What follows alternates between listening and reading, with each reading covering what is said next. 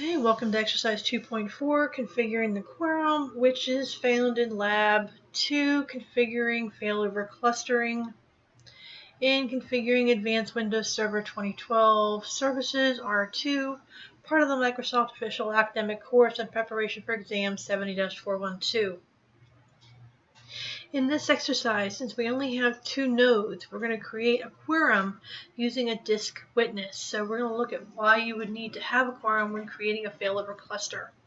So we're going to go over to server 1, minimize this.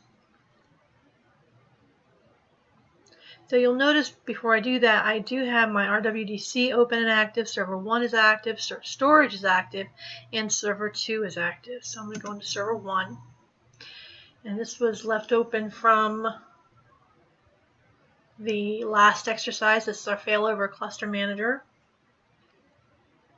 So we want to click on the nodes, which is right here. And we should see hopefully server 1 and 2. When we do, we see that they are both up. We want to expand storage and then click on disks. This brings us to question 3. What disks do you have and how are these disks assigned?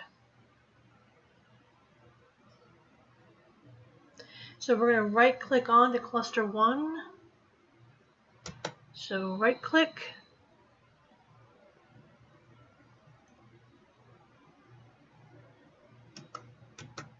So left click, right click, more actions.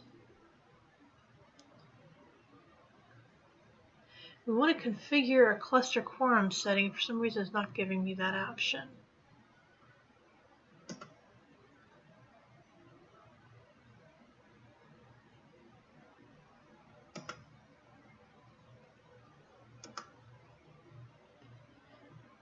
Right click cluster 1.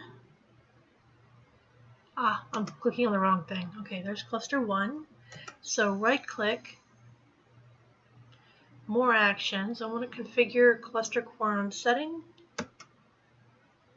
Then from here we're going to go ahead and click on next. And we want to click advanced quorum configuration. And then next. We're going to click on next from here.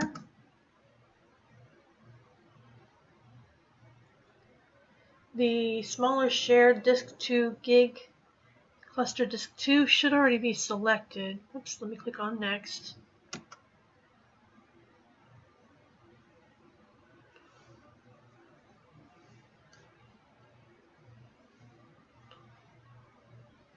Click previous and just make sure I've done this correctly.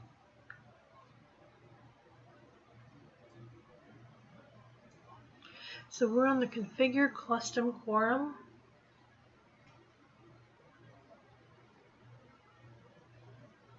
Previous.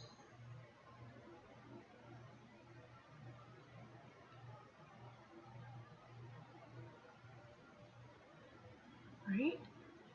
And click on next. We want advanced quorum configuration.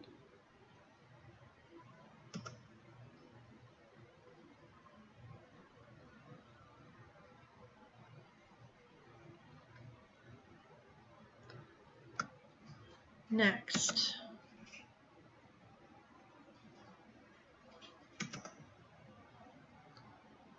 Alright, I'm going to select voting configuration. Next.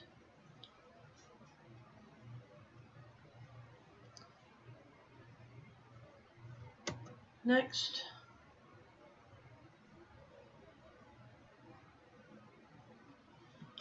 Next. And then finish.